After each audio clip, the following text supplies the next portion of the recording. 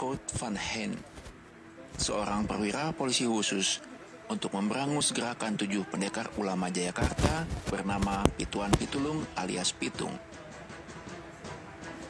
Sejak dibaiat di pesantren Kiapang Kebon Pala, Tanah Abang oleh Kiai Haji Naipin di tahun 1880, ketujuh pendekar sekaligus ulama Betawi itu malang melintang menolong rakyat pribumi dari kekejaman Belanda dan tuan tanah Cina tanpa bisa dihalangi.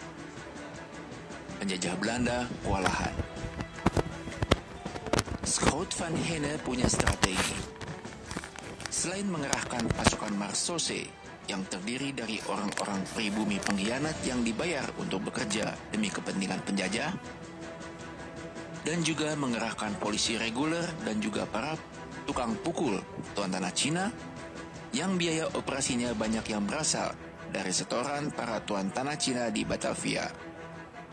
Van Heijn juga menggunakan perang yang tidak konvensional, yaitu memproduksi berita-berita penuh fitnah terhadap Pitung yang dimuat 2 koran ternama Batavia, yakni Hindia Olanda dan Lokomotif. Sosok Pitung yang merupakan para pendekar ulama yang sangat tawadu, zuhud, namun memiliki ilmu yang tinggi di dalam ilmu agama maupun dunia, termasuk ilmu main pukul, difitnah sebagai bajingan perampok, pemerkosa dan penjahat kriminal. Upaya Van Heijn untuk mencitrakan Pitung sebagai gerakan kriminal menuai hasil. Warga Batavia dan Jayakarta pun berpandangannya pecah. Ada yang percaya dan termakan tipu daya Van Heijn, namun ada pula yang tidak tertipu propaganda murahan itu. Jika dilihat latar belakang masing-masing kelompok, maka ada faktor-faktor yang menyebabkan mereka seperti itu.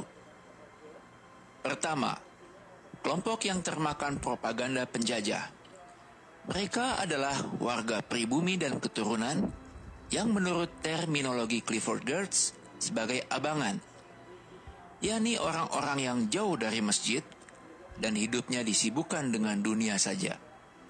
Bisa jadi, mereka secara resmi beragama Islam, namun kesehariannya jauh dari masjid dan Al-Quran. Mereka bergaul dengan sesama mereka, setiap hari sibuk membaca berita dari koran-koran resmi Batavia, media massa mainstream yang didukung rezim penguasa, yang sebenarnya berisi racun dan penuh dengan tipu daya, serta propaganda busuk. Media-media massa yang didukung penguasa inilah yang sepenuhnya berfungsi sebagai corong propaganda untuk melanggengkan penjajahan yang tengah berlangsung dan menipu para pembacanya. Kedua, kelompok yang tidak percaya propaganda penjajah. Mereka ini adalah kaum yang dekat dengan langgar dan masjid, yang suka mendengarkan pengajian dan khutbah dari para ulama, ustadz, kiai, dan sebagainya. Sebab itu, mereka tidak pernah percaya propaganda dari kaum penjajah. Terlebih lagi mereka yang tengah berkuasa adalah para kafirin. Kaum seperti ini adalah kaum yang tercerahkan, yang kritis dan mampu menilai situasi kondisi bangsa dengan jernih. Karena mereka jauh dari corong propaganda kaum penguasa yang kebanyakan berisi hoax. Tahun berganti, sejarah pun berjalan, masyarakat tetap terbelah. Kondisi warga Jayakarta dan Batavia di penghujung abad ke-19 masih kental terasa. Ada yang mati-matian percaya dan yakin dengan pendapatnya. Bahkan saking cintanya, mendewa-dewakan orang yang mereka puja bagaikan Tuhan. Mereka berpegangan kepada berita-berita dari media-media besar yang menjadi corong propaganda kekuatan modal yang besar di belakangnya. Dan uniknya, mereka ini juga jauh dari masjid dan tuntunan para ustadz, kiai, dan ulama. Mereka termasuk kaum abangan, sama persis seperti di zaman Schout van Heijn. Sedangkan kelompok masyarakat yang kritis sekarang ini juga dekat dengan masjid dan para ulama. Mereka tidak mudah dibohongi propaganda palsu media besar dan bukan termasuk generasi micin atau generasi sinetron. Sebab itu kesadaran mereka tetap terjaga dengan baik dan bisa dengan jernih melihat benar atau salah dalam suatu peristiwa. Bagaimana dengan kelompok sekarang yang notabene katanya juga kelompok Islamis, dekat dengan masjid dan juga para ulamanya, namun dalam sikap dan tindakan malah nyinyir terhadap perjuangan Islam? Di zaman Schout van Heine juga ada yang seperti ini. Namanya Haji Samsudin. Ini haji pendatang, bukan warga asli Jayakarta yang kaya raya, hasil dari usahanya yang banyak menyusahkan rakyat. Samsudin, walau bergelar haji, namun dia menjadi sekutu bagi tuan tanah Cina dan penjajah Belanda. Bahkan dia menjadi penasehat penguasa.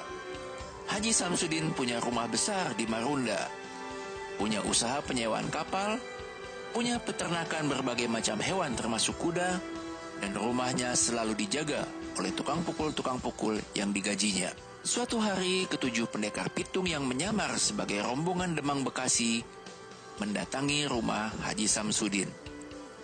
Dengan tipu muslihat, pitung berhasil memperdaya Haji Samsudin dan membawa semua harta bendanya, yang kemudian dibagikan oleh pitung kepada rakyat jelata yang ditemuinya di sepanjang jalan sampai habis.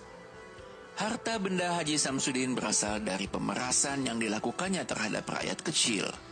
Oleh pitung, harta itu dikembalikan kepada rakyat kecil lagi. Akhirnya Haji Samsudin sadar dan kemudian bergabung dengan gerakan pitung. Rumah Haji Samsudin tersebut sekarang ini kadung disebut sebagai rumah pitung di Marunda. Padahal itu bukan rumah ketujuh pendekar pitung. L'histoire se répète. Sejarah selalu berulang. Dan hari ini kita menyaksikan pengulangan sejarah. Kini ada yang disebut sebagai kelompok IQ 200 sekolah. Mereka terang-terangan memusuhi para ulama, ustadz, dan perjuangan umat Islam. Sama seperti kelompoknya Schout van Heine. Dan uniknya, Habib Rizik, tokoh sentral yang mereka musuhi, ternyata juga keturunan keluarga besar pitung.